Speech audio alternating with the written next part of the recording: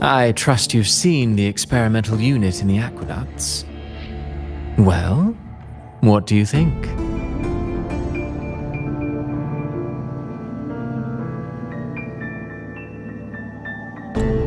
If not for the sword embedded in her chest, I could mistake the corpse for being alive. Indeed. Decades have passed, yet Mia remains as she was when first pulled from the sea. Her data has been invaluable. As the Threnodian's failed resonator, this specimen is in its own way remarkable. You know, it wasn't so long ago that the rover intervened and Cartathea broke free from that tower.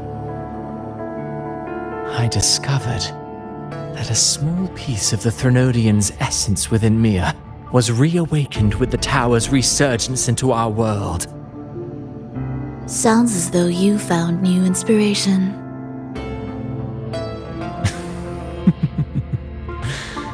Yes. Septimont will host the Great Aegon soon. I've come up with a rather intriguing idea. Before her death, Mia also attended the tournament. I'll use that as the fictitious anchor to craft a play to rewrite reality itself.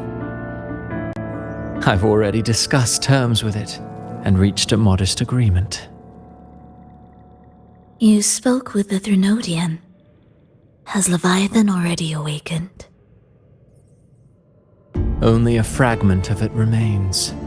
A weakened, cunning shard, desperate to grow stronger. I'll fashion a story for this sea creature, enabling it to fulfill what it once sought, to have the dark tide swallow Septimont whole. The Threnodian once sought to use Mia to find Septimont's central hub in order to corrupt the beacon system. Even if met with failure, it would control the champion's mind to infiltrate the city's upper echelons. Oh well, it all failed in the end. In the face of her futility to resist corruption, that girl chose death. She drove a sword into her heart and leapt into the sea before choking on her own blood. Fascinating, isn't it? Faced with the same predicament, strength and weakness still make a difference. The Blessed Maiden single-handedly thwarted the Threnodian's designs in Raguna, but this poor soul had no choice but to take her own life. A death so theatrical, so saturated with sorrow. How poetic. How beautifully tragic. I don't care for your taste, Cristoforo. I'm merely curious. What ending have you penned for Septimont this time?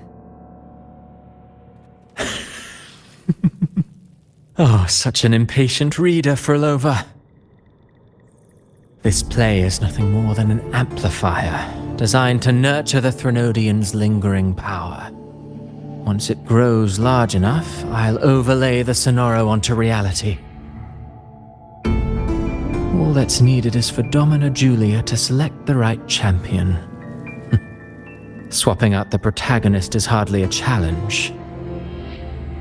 Once the sea creature grows within the cradle I forged from the dark tide, the hymn of journeying paradise will spread from Septimont across Renacita. Really, compared to those Septimontians who've long forgotten Mia, the story I've written for her is far more thrilling. Don't you agree? And what if it fails? Then so be it.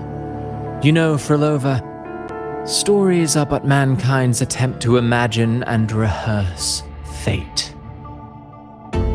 If this play proves Rover worthy of becoming the protagonist of my story, if they pass their trial by fire, then isn't that a victory as well?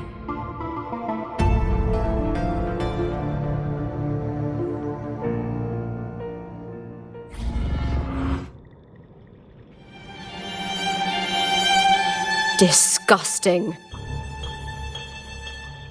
To treat Septimont like a plaything. Unforgivable. What is so poetic or romantic about a story where